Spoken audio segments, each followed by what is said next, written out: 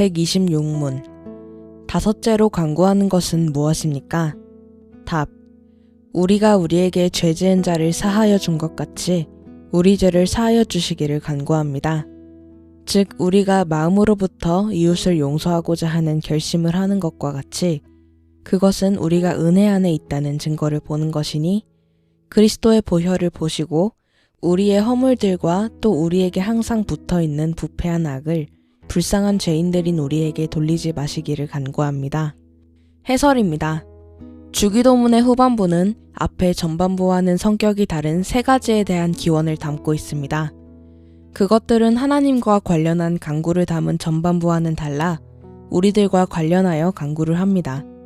사실 하나님과 관련한 간구들이라 할지라도 그것의 실현을 위한 적용은 우리들과 관련하여 나타나게 됩니다. 이를테면 우리로 하여금 하나님의 거룩함을 깨달아 알게 하옵소서라는 간구가 없이는 하나님의 이름이 거룩히 여김을 받기를 바라는 기원을 드릴 수가 없으며 우리들을 진리의 말씀과 성령의 능력으로 하나님의 나라에 다스리시기를 간구하지 않고는 하나님의 나라가 임하기를 기원할 수가 없습니다. 그리고 육체의 소욕을 이기고 정한 심령으로 새롭게 되어 하나님의 교회를 위하여 성도로서 마땅히 감당하여야 할 의무를 다하도록 은혜를 베풀어 주시기를 간구함이 없이 하나님의 뜻이 이루어지기를 바라는 기원을 할 수는 없기 때문입니다.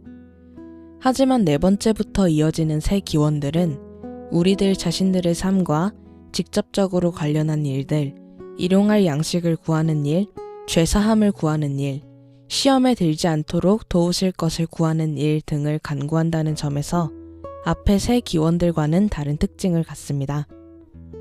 오늘 우리에게 우리의 일용할 양식을 주시기를 구하는 네 번째 간구에서 양식은 단지 육체의 생명을 유지하기 위한 식품만이 아니라 의식주, 일체와 건강 등 사람이 살아가기에 필수적인 모든 것들을 다 망라하여 포함합니다.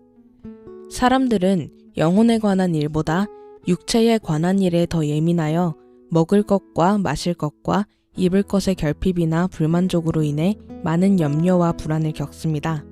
주님께서는 일용할 양식을 구하도록 하심으로써 하나님께서 생활에 필요한 모든 것을 돌보시는 분이신 줄을 믿고 확신하도록 하신 것입니다. 따라서 하나님의 주권적인 섭리를 믿지 못한다면 양식을 구하는 간구를 바르게 할 수가 없습니다. 하나님의 섭리를 믿음은 한편으로는 불안과 염려를 버리고 다른 한편으로는 탐욕을 부리지 않고 양식을 구하는 간구를 하게 합니다. 요컨대 요리문답에서 교훈하듯이 하나님이 모든 좋은 것들의 유일한 근원이심을 깨닫고 그 안에서 만족하며 모든 불안과 염려를 내려놓고 하나님의 인도에 자신을 의탁하고 일상의 필요를 간구하는 것이 네 번째 간구의 핵심입니다. 이러한 이해에 기초하여 생각할 때 일용할 양식을 구하는 것은 필요를 간절히 구함과 동시에 절제의 범위 내에서 구할 것을 요구합니다. 이러한 절제와 필요의 범위에 대한 교훈은 오늘이라는 수식어를 통해서 확인이 됩니다.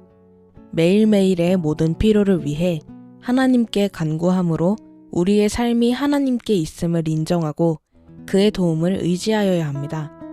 따라서 일용할 양식을 구하는 사람은 다른 이에게 부당한 손해를 끼치는 것을 구할 수가 없습니다. 부당한 방법으로 자신은 살고 다른 이는 죽게 되는 일을 위하여 기도하는 것은 일용할 양식을 위한 간구가 허용하는 일이 결코 될 수가 없습니다.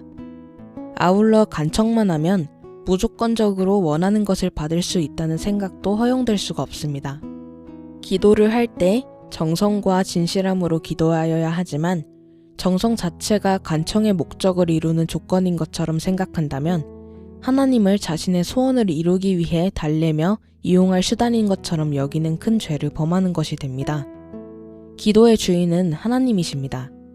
결국 네 번째 간구는 우리 주님께서는 영혼을 위하여 기도할 뿐만 아니라 육신의 필요를 위하여서도 구하라고 명령을 하셨음을 감사하면서 하나님의 보호에 자신을 의탁하고 재물의 주인이신 하나님의 영광을 위해 살아가는 믿음을 격려하며 교훈합니다. 주님께서 가르치신 기도의 다섯째 간구는 죄사함을 구하는 것입니다. 주님께서 기도를 가르치실 때 그 대상은 주님을 따르는 제자들이었습니다. 주님께서는 제자들에게 죄 용서를 구할 것을 기도하라고 교훈하셨습니다. 많은 이들이 이 교훈에 대해서 종종 오해를 하거나 너무나 소홀히 여기는 듯합니다.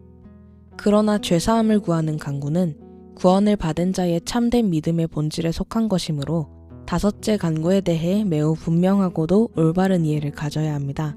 이렇게 물어보겠습니다. 어떤 전도 방법에 따르면 전도를 하기 위한 접근 질문으로 두 가지 내용을 묻습니다.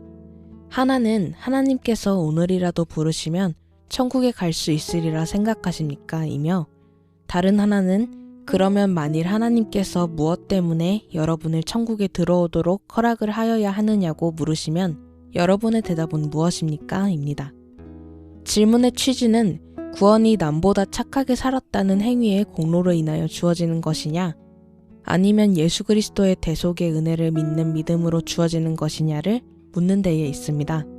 질문에 대해 전도자의 답은 행위가 아니라 믿음입니다. 이 전도자의 대답은 정확하며 옳습니다. 하지만 이 대답은 그리스도를 믿음으로 구원을 받는 은혜의 복음에 있어서 착하게 살아가는 행위는 어떤 의미를 갖는지에 대해서는 아무런 설명이 없으므로 아직은 충분한 답이 되지를 못합니다. 말하자면 착하게 살지 않고 죄를 지으면서도 그리스도를 믿는다고 하면 구원을 받는 것인가 라는 의문에 대해 충분한 답을 주지 못하고 있는 것입니다. 이러한 점을 고려하면서 이제 다음과 같은 질문을 더 해봅니다. 당신은 믿음으로 천국에 들어간다고 대답을 하셨습니다. 이제 당신에게 한 가지를 더 묻겠습니다. 그러면 당신은 당신에게 천국에 들어갈 만한 믿음이 있다는 것을 어떻게 보이시겠습니까? 이 질문은 매우 심각하며 핵심적입니다.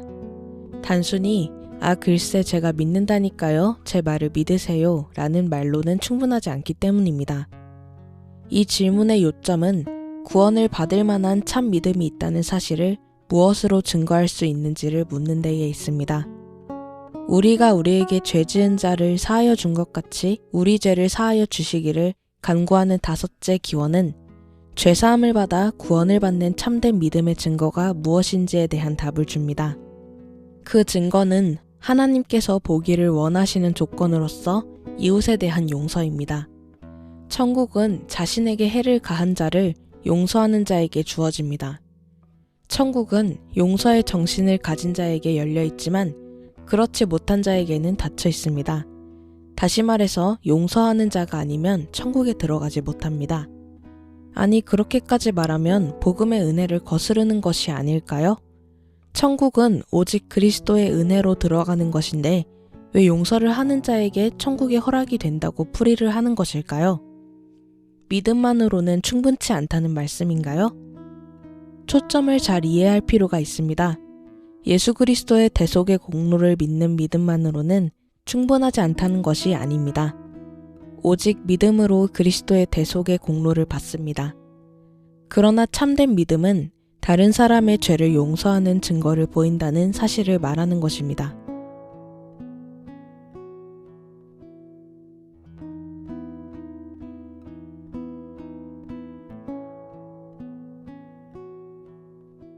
나는 오직 주의 인자하심을 의뢰하여 싸우니